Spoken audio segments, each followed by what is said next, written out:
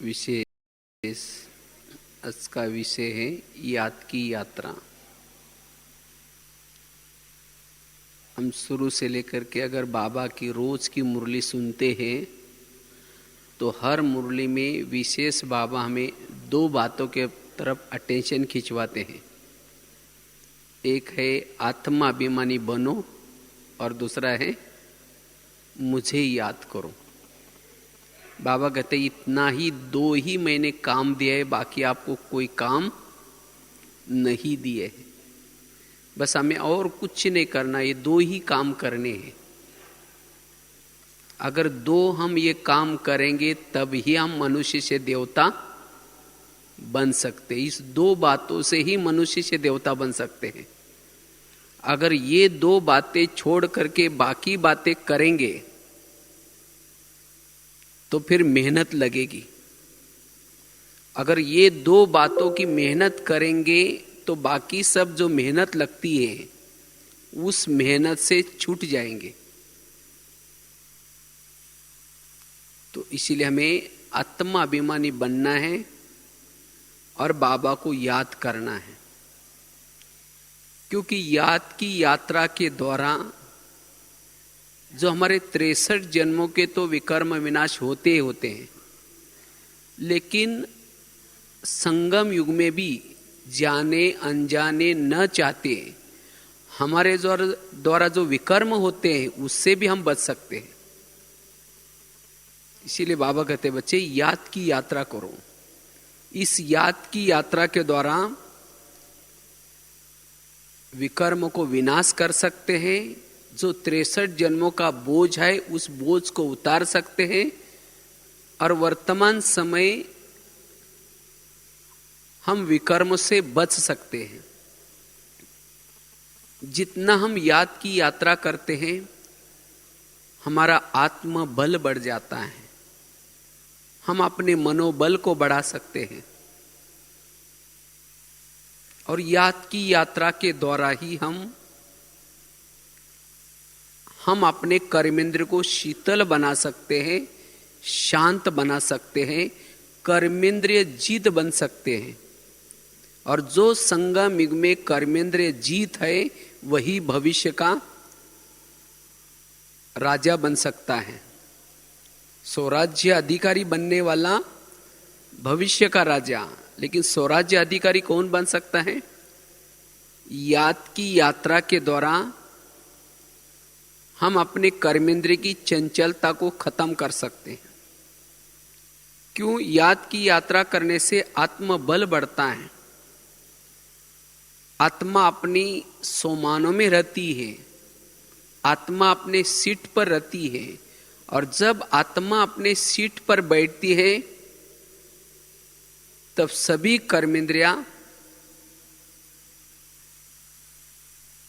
जो चंचलता करते हैं उसकी बंद हो जाती है। जैसे घर में कोई बड़ा होता है तो छोटे आपस में नहीं लड़ते, इसी तरह याद की यात्रा से हमारी आत्म ज्योति जलती है और जिसे हम स्वराज्य अधिकारी बन सकते हैं। इसीलिए बाबा बार बार इसके तरफ अटेंशन खिंचवाते हैं। और जितना हम याद की यात्रा करते हैं हम वायुमंडल को शुद्ध बना सकते हैं।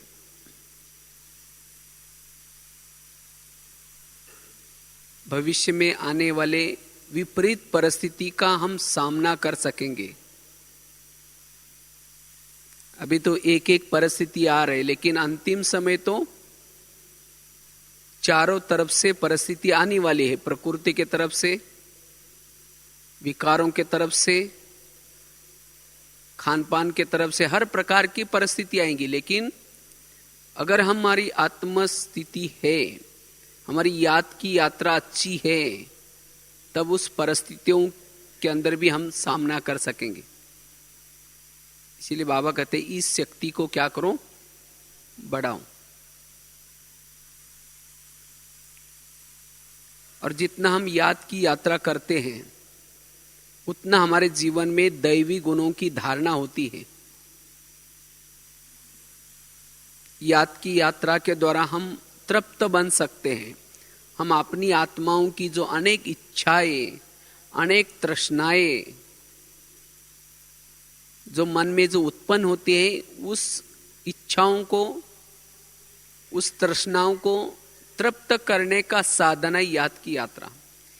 क्योंकि जितना हम बाबा के याद में रहते हैं, हमें एक अति इंद्रिय सुख मिल जाता है। और जिसको ये याद की यात्रा के द्वारा सुख मिलता है, वो अंदर से तृप्त हो जाता है, भरपूर हो जाता है। अंदर से आत्मा गीत गाते, पाना तासो पाले, अब मुझे कुछ नहीं चाहिए। क्योंकि याद की यात्रा करने से हमारी बिंदुरूप स्थिति, बीजरूप स्थिति नेचुरल रहती है, अशरीरी स्थिति रहती है। और जब हमारी अशरीरी स्थिति रहती है तो बुद्धि कहीं भी लगाव में, झुकाव में, टकराव में नहीं आती। और इसलिए जब बुद्धि ही कहीं भी प्रकार से लगाव, झुकाव, टकराव में नहीं आती, कहीं भी आकर्षण में नहीं आती, तब जाकर के हम तृप्त बन जाते, मन भी तृप्त बन जाता है, बुद्धि भी तृप्त बन जाते हैं। और वो है याद की यात्रा। सिवाय याद की यात्रा से हमारी मन बुद्धि तृप्त नहीं होती। अगर मेरी अभी भी बुद्धि भटकती है, मन भटकता है, तो मैंने जो असली जो चीज है, जो बाबा की जो अनुभूति है, वो नहीं की है। और वास्तव में विकारों के ऊपर जीत प्राप्त करना, एक तो ज्ञान के द्वारा, हम ज्ञान के द्वारा भी विकारों पर जीत प्राप्त करते हैं, लेकिन वो क्षणिक होता है। कभी कोई बात का ज्ञान हमें हो जाता है तो उसी समय हमें उन बातों का वैराग आ जाता है, उस समय तक हम उससे बच जाते हैं। लेकिन कुछ दिनों के बाद जब ज्ञान की बातें भूल जाते हैं, वो पॉइंट भूल जाते हैं, तब उस विकारों के वश हो जाते हैं। लेकिन याद की यात्रा के द्वारा अगर हमें अतीन्द्रिय सुख मिल जाता है, तो वो हमारे जो पुराने संस्कार है, उस संस्कार से हम सदा के लिए छुटकारा प्राप्त कर सकते। याद की यात्रा से हम विकारों के द्वारा, विकारों से हम छुटकारा प्राप्त कर सकते हैं, उससे बच सकते हैं। इसके बिना कोई भी इलाज नहीं है। इसीलिए बाबा कहते, बच्चे ये याद की यात्रा करो। इस सीजन की भी अगर हम मुरलियां सुन रहे, बाबा बार बार कह रहे कि बच्चे संस्कार परिवर्तन करो। तो संस्कार हमारे परिवर्तन कब होंगे? जब हम याद की यात्रा करेंगे। क्योंकि याद की यात्रा करने से, याद में रहने से, जैसे कहा कि हमारी अशरीरी स्थिति, विधेय स्थिति, आत्मिक स्थिति रहती है, और जिसके कारण हमारे वो संस्कार मर्ज रूप में रहते हैं उसी समय। अगर हमारे शरीर के अंदर आत्मभान है, विधेय स्थिति है, बिंदुरूप स्थिति है, तो हमारे जो पुराने संस्कार है वो मर्ज रूप में रहते हैं। सारा दिन वो संस्कार काम नहीं करेंगे, वो संस्कार के अंदर की ताकत खत्म हो जाती है।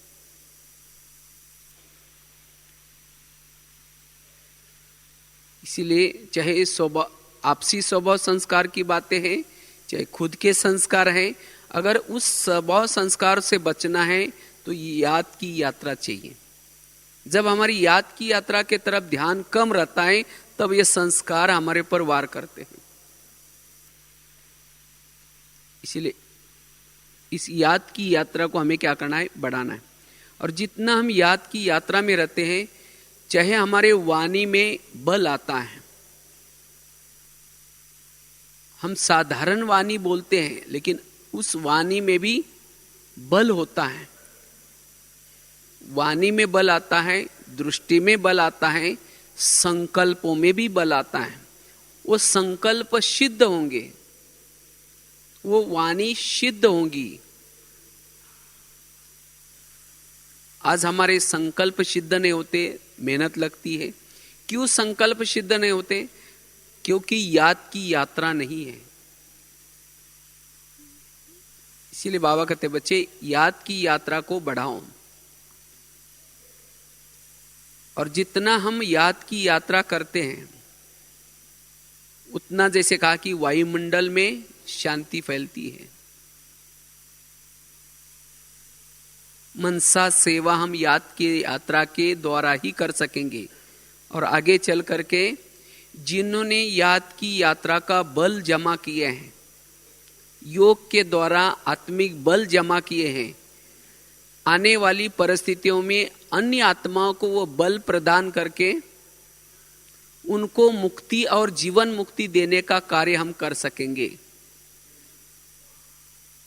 जैसे आप सभी देख रहे हैं, अभी सुना है कि आज ही जापान में कई भूकंप हुआ।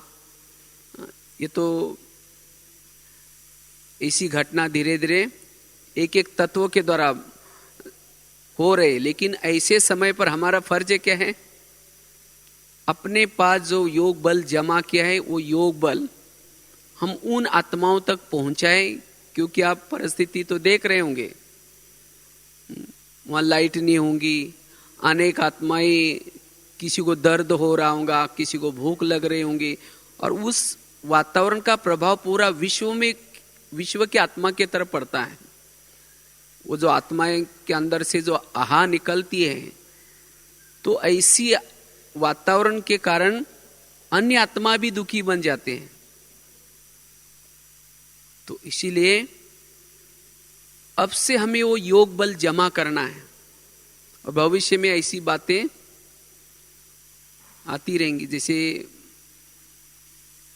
अभी शिवरात्रि में 75 कुछ ऐसी बातें निकाली जो बाबा ने जो जो कहा था, ये तो होना ही है ड्रामा अनुसार। तो ऐसे समय पर आने वाली परिस्थितियों का हम सामना करने के लिए जितना हम याद की यात्रा करते हैं उतना हमारे पास बल जमा होगा, और ये बल भविष्य में बेहद की सेवा के लिए काम आएगा। अनेक आत्माओं को हम ये बल दे सकेंगे। अब हम 3 मिनट खास याद की यात्रा के द्वारा उन आत्माओं को बाबा का याद का बल देने की सेवा करें।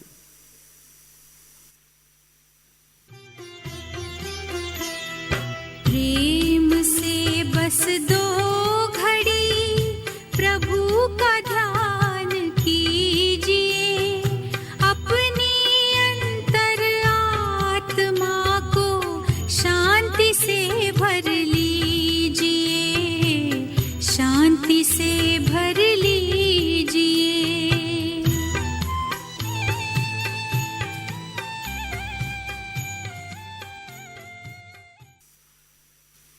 तो बात चल रही थी हम अपने पुरुषार्थ में याद का कितना महत्व है, कि याद के द्वारा ही हम अपने आत्मा को शक्तिशाली बना सकते हैं, बल को बढ़ा सकते हैं, जीवन में आने वाली विभिन्न समस्याओं का समाधान कर सकते हैं। वास्तव में जीवन की समस्या और कुछ नहीं है, देहभान। जब हम आत्मा को भूल जाते हैं, अपने आप को भूल जाते हैं, तो हमें देहाभिमान आता है, और उस देहाभिमान के कारण विभिन्न प्रकार की समस्या अनुभव होने लगती है। तो अगर जीवन की समस्याओं का समाधान करना है तो हमें याद की यात्रा के तरफ ध्यान देना है। लेकिन ये याद की यात्रा, इसके अंदर विभिन्न प्रकार के कुछ विघ्न आते हैं। हम चाहते हैं सभी याद की यात्रा बढ़ाना, लेकिन क्यों हम याद में नहीं बैठ सकते हैं? क्योंकि जब हम याद में बैठते हैं तो कई प्रकार के विघ्न आते हैं। जब बैठेंगे याद में तो अगर कोई जिम्मेवारी है या कुछ बातें हैं तो वो बातें याद आएगी। कभी कभी क्या हो जाता है, अगर बैठे हम याद की यात्रा में, लेकिन क्या हो जाता है, जो सारा दिन की परचिंतन की बातें, व्यर्थ बातें, अगर किसी के साथ टकराव हुआ है, स्वभाव संस्कार में कुछ आगे पीछे हुआ है, तो वही बातें योग के समय बराबर बुद्धि को भटकाती है। अगर किसी ने अपमान किया है, निंदा की, वो बातें याद आती है तो बुद्धि भटक जाती है। कभी कभी वातावरण का भी प्रभाव याद की यात्रा के ऊपर पड़ता है।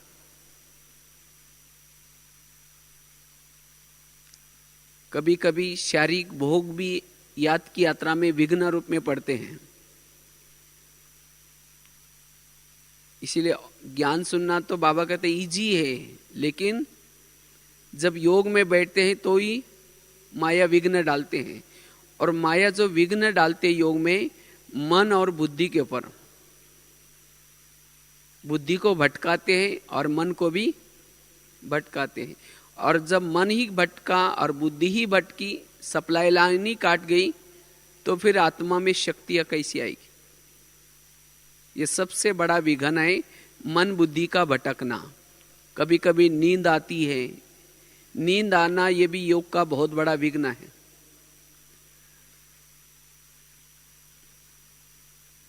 तो इस तरह से किसी को टाइम ही नहीं मिलता योग के लिए।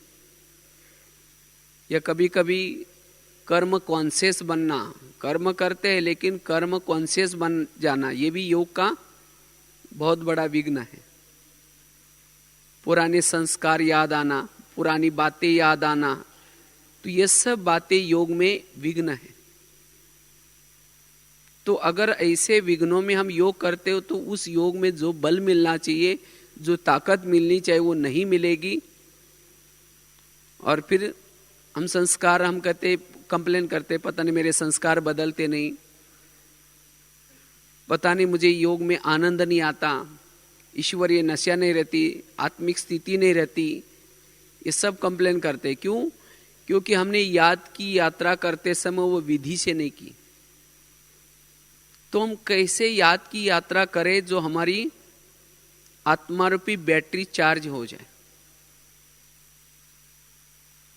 तो याद में हमारी दो चीजें, एक मन और दूसरा बुद्धि, ये दो काम करती है। तो जिन्होंने सारा दिन मन और बुद्धि की संभाल की है, वो याद की यात्रा बहुत अच्छा कर सकता है।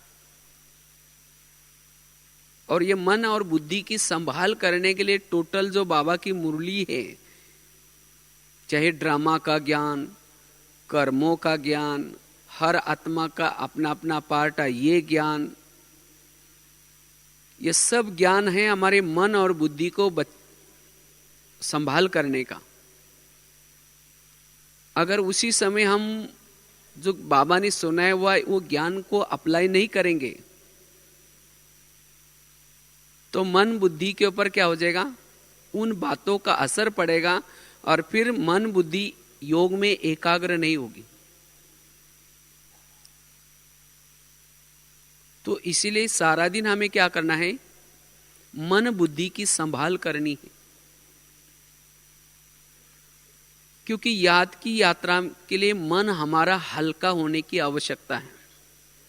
जिसका मन सारा दिन अपने मन को हल्का रखा है, वही मन याद की यात्रा में परम धाम में जा सकता है।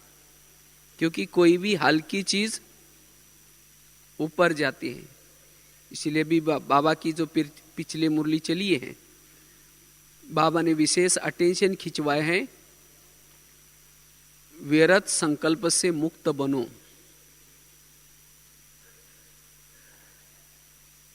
ये बाबा ने क्यों कहा है? क्योंकि इसके बिना हमारी याद की यात्रा यथार्थ नहीं होगी। इसीलिए कोई भी प्रकार के जो व्यर्थ मन में है, कोई भी बातें आती है, उन बातों का हमें चिंतन नहीं करना है। क्योंकि जब उन बातों का मन में चिंतन चलता है, बार बार मन सोचता है, तब जाकर के बुद्धि के ऊपर उस व्यर्थ बातों का, बुद्धि भी अस्वच्छ बन जाते हैं। उस व्यर्थ बातों से हमारी भावनाएं भी निगेटिव बन जाते हैं। और जिसकी भावनाएं निगेटिव है, उसकी बुद्धि अस्वच्छ है। अस्वच्छ बुद्धि में परमधाम या परमात्मा, उसको हम देख नहीं सकेंगे। वो विजन, वो दृश्य क्लियर नहीं देख सकेंगे। और जिसके कारण योग में बुद्धि भटकती है। क्योंकि परम धाम तो बहुत दूर है, वो दूर की चीज देखने के लिए, दूरांदृष्टि बनने के लिए बुद्धि हमारी क्लीन और क्लियर चाहिए। जितनी हर आत्मा के प्रति हमारी भावनाएं ऊंची, जिसको दूसरे शब्द में कहते हैं बाबा वृत्ति, जितनी हमारी वृत्ति पॉजिटिव है, दृष्टि पॉजिटिव है, उतना हम अपने बुद्धि के सामने जो विजन लेना चाहते हैं, परमात्मा को देखना चाहते हैं, उसका रूप जो बाबा ने ज्ञान के आधार से बताए हैं, उस रूप को सामने क्लियर देख सकते हैं। लेकिन उसके लिए बुद्धि कैसी चाहिए? सोचे चाहिए। लेकिन बुद्धि असोचे क्यों बन जाते हैं? क्योंकि सारा दिन विभिन्न प्रकार की समस्या आती है और उस समस्या को हम ज्ञान के आधार से हल का नहीं करते, ऐसे ही छोड़ देते हैं। सोचते ये ऐसा क्यों करता है, इसने मेरे साथ ऐसा क्यों किया, बीती हुई बातों को याद करेंगे या उसकी कमियों को याद करेंगे और निगेटिव सोचेंगे। निगेटिव बार बार सोचने से भावनाएं निगेटिव बन गई, वृत्ति निगेटिव बन गई, और जिसके कारण फिर याद की यात्रा में बुद्धि भटकती। इसीलिए सारा दिन व्यर्थों से मुक्त, उतना मन हल्का, उतना बुद्धि स्वच्छ, और उतना हमारी याद की यात्रा जब भी हम बैठेंगे, जहां मन को लगाना चाहते हैं, जहां बुद्धि को लगाना चाहते हैं, वहां मन भी लगेगा और बुद्धि भी लगेगी। और जिससे हम जितना समय बैठेंगे उसके बाद जब उठेंगे तो जैसे कि हमारी आत्मा के अंदर शक्ति आई है, हम आत्मा चार्ज हो गए, ये अनुभव करेंगे। और फिर जब हम सारा दिन कर्म क्षेत्र पर चलते हैं, उसी दिन दूसरे को देखते हुए, कर्म करते हुए भी हम न्यारा और प्यारा की स्थिति रहेगी। क्योंकि जब हमारी याद की यात्रा यथार्थ है तो सारा दिन हमारे बुद्धि रूपी नेत्र में आत्म साक्षात्कार होता रहता है, आत्मानुभूति होती रहती है। और जिसको ये आत्मानुभूति होती है तीसरे नेत्र के सामने, उसको अतीन्द्रिय सुख मिल जाता है, और जिसके कारण आत्मा कोई भी वस्तु में, व्यक्ति में, पदार्थों में अटकेगी नहीं।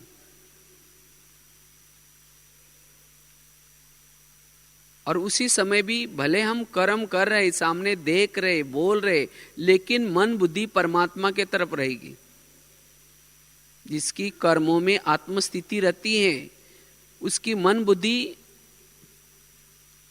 सूक्ष्म रूप में परमात्मा को देखते, परमात्मा के साथ का अनुभव करती है।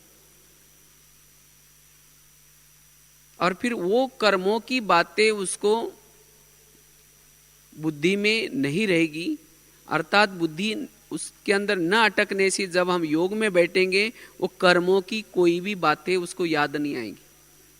इस तरह से दिन प्रतिदिन हमारी चढ़ती कला होती रहेगी। इसीलिए अगर हमें याद की यात्रा अच्छी करनी है,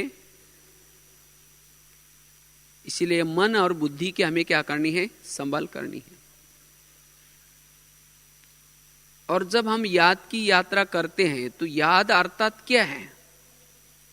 जब हम योग में बैठते हैं तो शिव बाबा को याद करना अर्थात क्या करना?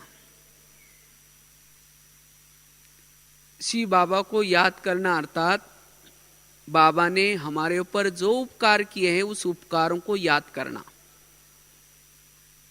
क्या क्या उपकार किए हैं?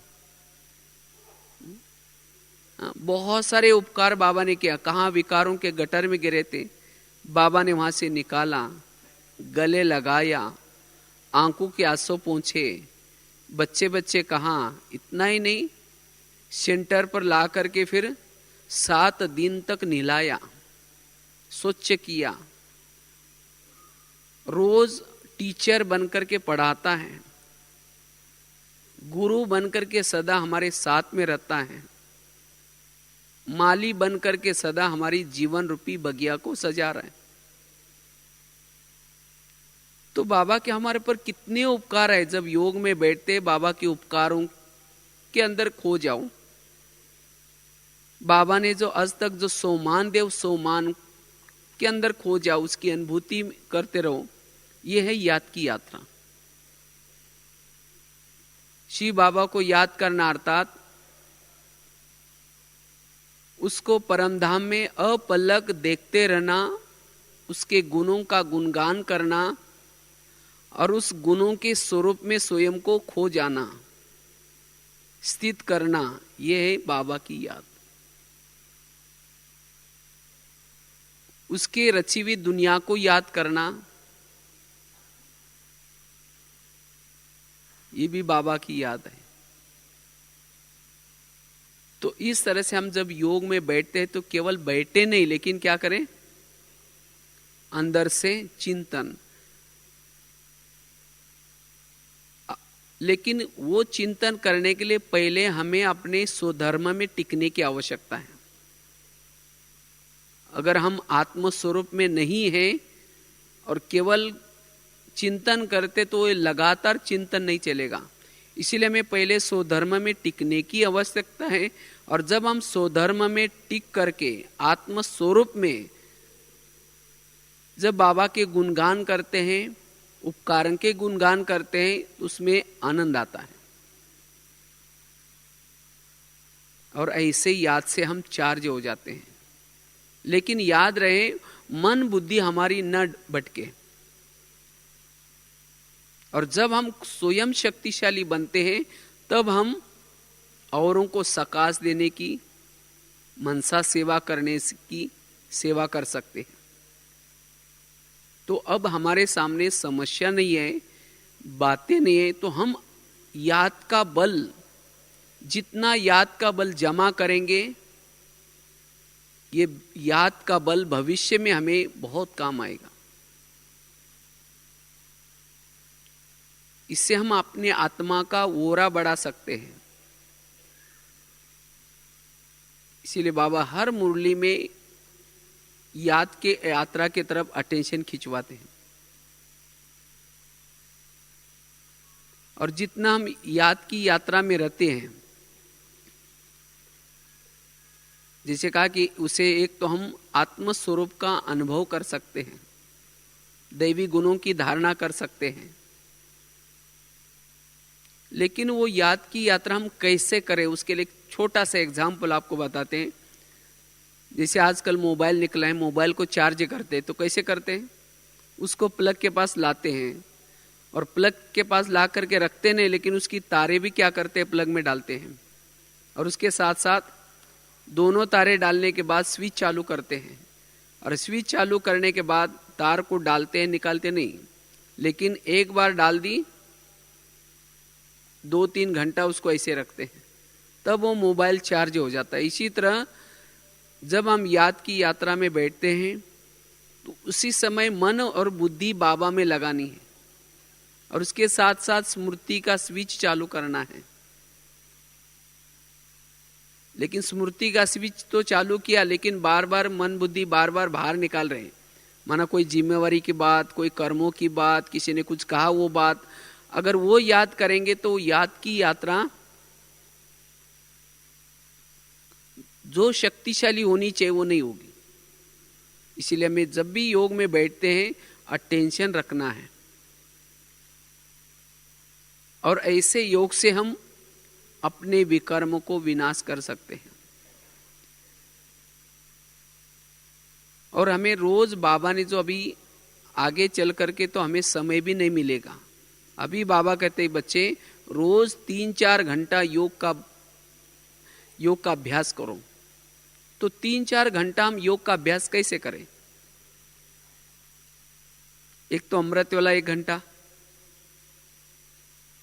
साथ साथ रात को सोने से पहले भी अगर हम थोड़ा सा योग करके, क्योंकि अमृत वेला का फाउंडेशन है सोने की पहली की बेला, अगर हम थोड़ा सा आधा घंटा योग करके सो जाते तो हमारी अमृत वेला अच्छी होगी। कई भाई बहनों की कंप्लेन रहती है कि पता नहीं मेरे अमृत वाला ठीक नहीं होती। उसका कारण है सोने के पहले वो अपनी अवस्था बना करके नहीं सोएंगे, तब अमृत वाला ठीक नहीं होगी। सारे दिन का फाउंडेशन है अमृत वेला का फाउंडेशन है सोने की पहली की बेला। तो उसी समय हम सब कुछ अपना चार्ट बाबा को सुना करके हल्के हो करके बाबा के याद में सो जाते, तो अमृत वेला भी हमारी अच्छी होती है। इसके साथ साथ बीच बीच में जो ट्रैफिक कंट्रोल है, उसी समय भी हम थोड़ा सा अगर याद के तरफ अटेंशन देते हैं तो भी हमारा आधा घंटा तो हो ही जाएगा। और मधुवन में तो हर 1 घंटे में यहाँ रिकॉर्ड बजता है। हम कर्म कर रहे हैं तो उसी समय थोड़ा सा अगर अटेंशन देंगे तब भी हमारा जो अंदर से जो संकल्प विकल्प कुछ अलग चलते हैं उसका ट्रैफिक हो जाएगा और उतनी हमारी याद में एक बल भर जाएगा। उसके साथ साथ शाम को भी 6:30 से 7:30 ये भी योग का टाइम रहता है। अगर उसी समय भी हम थोड़ा अटेंशन देते हैं तो सहज हमारा 3-4 घंटा याद का बल जमा होगा। इसीलिए अभी भी हमें कैसा भी करके टाइम निकाल करके रोज 3-4 घंटा हमें क्या करना है, एकाग्र होकर के, लगन में मगन होकर के, लवलीन होकर के याद का बल हमें बढ़ाना है।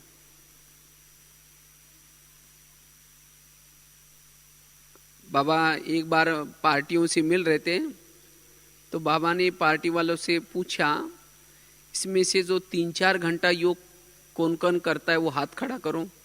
तो कुछ भाई बहनों ने हाथ खड़ा किया और बाकी ने नहीं किया। बाबा ने पूछा कि क्यों नहीं कर पाते? तो सभा से आवाज आया कि बाबा हमको टाइम ही नहीं मिलता है। तो बाबा ने क्या जवाब दिया होगा? बाबा ने कहा कि मैंने किसी का भी ड्रामा ऐसा नहीं बनाया जो 3-4 घंटा योग न कर सके। बाबा ने कहा कि आप बिजी रहते होंगे, अपने फालतू कोई ना कोई बातों में बिजी रहते होंगे, लेकिन सचमुच हमारे पास 2-3 घंटे का टाइम तो एक तो अमृत वेला कर सकते हैं। क्लास के पहले भी, मुरली के पहले अगर थोड़ा भी आकर के हम थोड़ा योग करते हैं, उस मुरली का अच्छी तरह आनंद ले सकते हैं।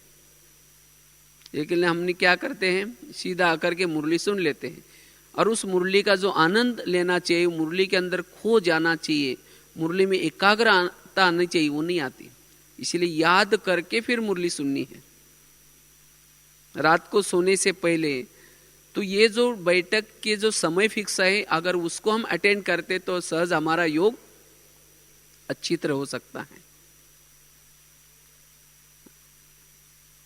तब हमारी मन और बुद्धि तृप्त हो सकते हैं। जितना हम मन और बुद्धि को बाबा के तरफ भेजेंगे, मन बुद्धि बाबा के तरफ लगेगी, तब व्यर्थों से हम मुक्त बन सकेंगे। अगर याद के तरफ अटेंशन नहीं है तो दूसरे की कमी नजर आएंगी, समस्या नजर आएंगी, हमारे खुद के संस्कार आएंगे। ज्ञान है, समझ है, तभी संस्कार बाहर आएंगे, दूसरे की कमी नजर आएंगी और उससे हमारा टाइम वेस्ट जाएगा। जितना हम याद में रहते हैं उतना हमारा समय सफल होगा, हम एवरेडी बन सकेंगे, औरों को मदद कर सकेंगे। इसीलिए बाबा कहते बच्चे इसके तरफ अटेंशन दो। और वास्तव में याद के अंदर जो विघ्न आते हैं, 4-5 बातों के विघ्न आते हैं और उस विघ्नों से भी हमें बचने की आवश्यकता है। केवल याद की विधि पता होने से याद की यात्रा अच्छी नहीं चलेंगी, लेकिन उसके साथ साथ जिससे हमारे मन भटकता है, जिससे हमारी बुद्धि भटकते हैं, क्या कारण है जिससे मन और बुद्धि भटकते हैं, उस कारणों का हमें निवारण करना है। सबसे पहली बात है, मन और बुद्धि को भटकाने वाली चीजें हैं। अगर सारा दिन हम किसी का परचिंतन करते रहेंगे, किसी के अवगुणों का वर्णन करते रहेंगे, तो मन बुद्धि योग में एकाग्र नहीं होगी। इसीलिए बाबा कहते हैं सारा दिन क्या करो, सभी के गुण देखो। बाबा ने जिस गुण को लेकर के उस आत्मा को चॉइस किया है, उस गुण को हमें देखना है। बाबा हमारा वर्तमान स्वरूप नहीं देखता, लेकिन क्या करता है, भविष्य का स्वरूप देखता है। तो इसी तरह हमें भी क्या करना है, हर आत्मा के अंदर के सारा दिन गुणों को देखना है। अवगुणों को देखने से मन में निगेटिव विचार चलेंगे, जिसके कारण बुद्धि के अंदर भावनाएं बिगड़ेगी और जिसके कारण मन बुद्धि एकाग्र योग में नहीं होंगी। भगवान से प्यार करने से पूर्व भगवान ने रची हुई दुनिया का हर इंसान हमें प्रिय चाहिए।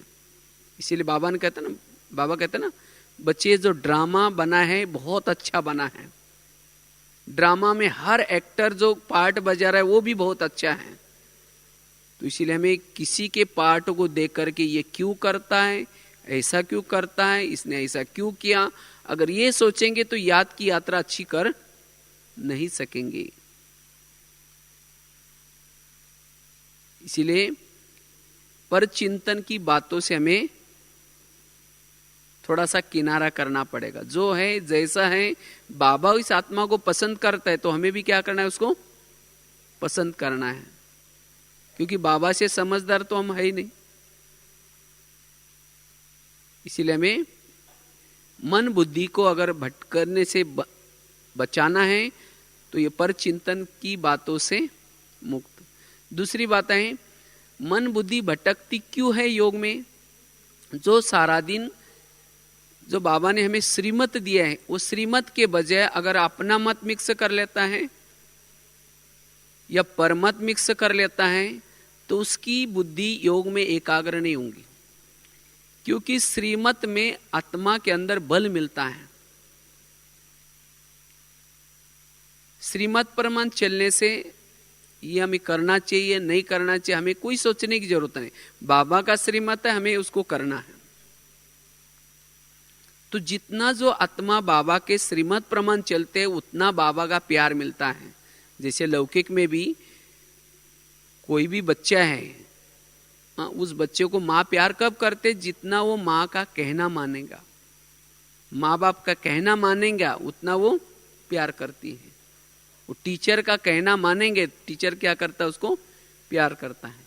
तो बाबा भी हमारा माँ बाप है, टीचर है। तो जितना जो बाबा हमें श्रीमत देता है उस श्रीमत का पालन करना है। जब हम श्रीमत को थोड़ा अवॉइड करते हैं तब जाकर के फिर मन बुद्धि योग में एकाग्र नहीं होगी। तो इसलिए अगर मन बुद्धि को एकाग्र करना है तो श्रीमत का पालन। तीसरी बात है, मन बुद्धि क्यों भटकती है, उसका कारण है जीवन में आने वाली विभिन्न प्रकार की समस्याएं।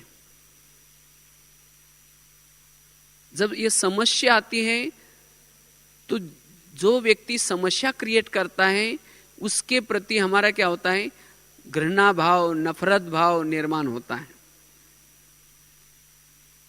मन बुद्धि उसके बारे में सारा दिन सोचती है और जिसके कारण फिर योग में बैठेंगे तो वही बातें याद आएंगी, योग नहीं लगेगा।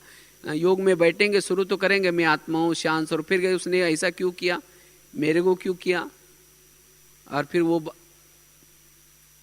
याद में जो एकाग्रता आनी चाहिए वो नहीं आएगी। और जब स्वयं के अंदर बल नहीं आए तो फिर औरों को कैसा देंगे। तो अब समय बड़ा नाजुक है, तो इन छोटी छोटी बातों में अब हमें अपना समय बर्बाद नहीं करना है। उसके लिए बाबा ने कहा कि बच्चे, आज तुम्हारे संपर्क में जो भी आते हैं ये तुम्हारे ही पिछले जन्मों के कर्मों के हिसाब को चुक्त करने के लिए आते हैं। इसीलिए उनका कोई दोष नहीं है, ये तुम्हारे पिछले जन्मों के कोई ना कोई कर्मों का हिसाब है।